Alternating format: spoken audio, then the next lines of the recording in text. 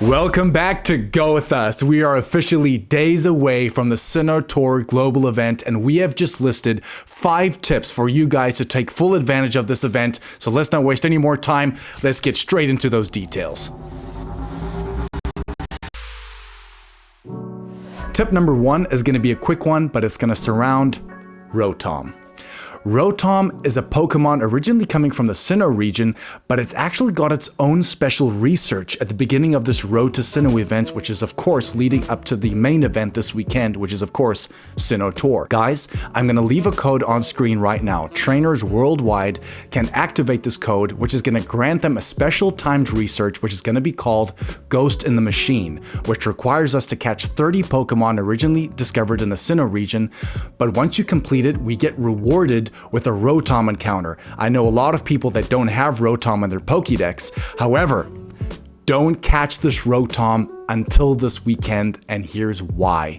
Apparently, and there's rumors going around, this isn't confirmed, but I haven't claimed mine, and the reason why is because the chances of it being shiny apparently on this weekend is going to be higher. So hold off on claiming that, and let's hope we can get a shiny this weekend. Tip number 2. Diamond or Pearl. Let's kick off with the Diamond Path. What is the Diamond Path going to do for us? Effectively, what it's going to do is that once we pick the Diamond Path, we're going to get the chance at encountering Origin Form Dialga. That's going to have a chance at knowing its special move, Roar of Time.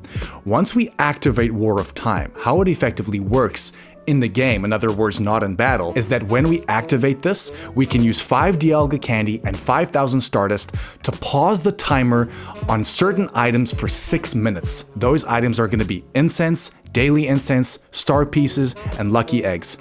The great thing about this is that it can stack all the way up to 2 hours. We're going to put it on the screen now to show you an example of what it looks like. But the great thing is that you can keep replenishing this, and you can replenish it all the way up until 24 hours, which is broken. We haven't seen something like that in the game for so long. So think about the daily incense. I've seen some videos where guys are catching 1,000 Pokemon on a daily incense just because they keep stacking that timer and stopping it, which effectively just maximizes the rewards. So that's what Diamond does. If you pick the Pearl path, you're gonna get an encounter with Origin Form Palkia that has a chance of knowing its move, Spatial Rend. What Spatial Rend does, again, for the cost of 5 Palkia candy and 5,000 Stardust, for 10 minutes, we're gonna get increased spawn radius distance when catching Pokemon, and that timer is gonna last for 10 minutes. So again, you can stack this all the way up until 2 hours and just keep replenishing it for a total of 24 hours, guys, which is absolutely great. But of course, the cost is going to get quite hefty. I think every 2 hours at a time, you're spending like 100K in Stardust. So think carefully where and in what situations you want to play this in. But yeah, these are some really, really great bonuses. And we're going to leave some examples of how to do it on the screen right now. Tip number 3 is going to be surrounding, is Origin Form Dialga or Origin Form Palkia even good in Pokemon Go, and are they even worth raiding? Let's start off with 100% IVs for Origin Form Dialga. That 100% IV and non-weather boosted weather is going to be 2337, but the weather boosted 100% IV is going to be 2921 in snowy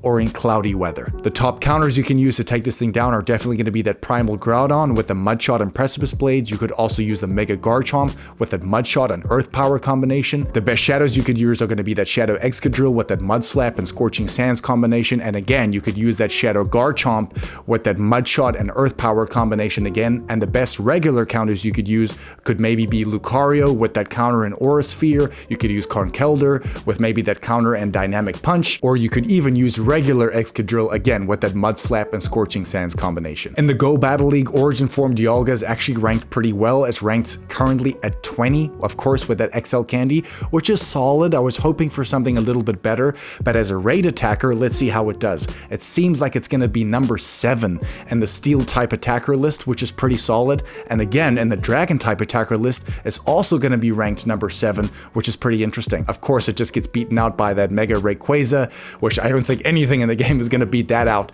but a pretty solid Pokemon overall. Moving on to Origin Form Palkia.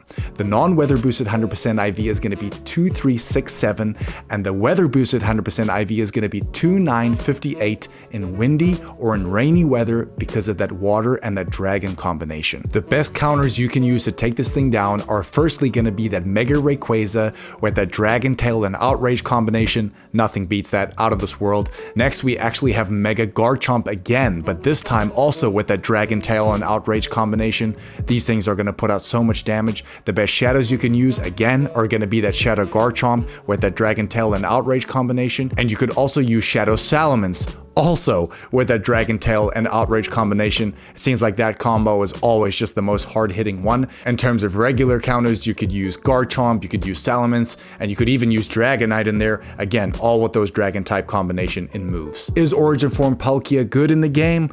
Well, it's probably a good place to start. It is currently ranked number 1 in the Master League, which is incredible with that new Spatial Rend combination. And as a raid attacker, I think as a water type attacker, I think it's currently sitting like 8th or 9th with that Aqua Tail combination. But as a dragon type attacker, it's currently just broken into the top 4. It's currently ranked 4th, again behind that Mega Rayquaza and a few others. But guys, these forms are so sick, definitely worth rating. A good time to probably move on to tip number 4. Yes. Tip number 4 is going to be surrounding special trades. This weekend in the Sinnoh Go Tour, we have a total of 2 days to take advantage of this, where we get 6 special trades per day. Per day. Guys, that is 12 special trades over the space of 2 days. And lastly, we have tip number 5. This actually has nothing to do with this weekend. Guys, Pokémon Go have done this on purpose. Next week, Tuesday, on the 27th, we have a Sandshrew and a Lowland Sandshrew Spotlight Hour.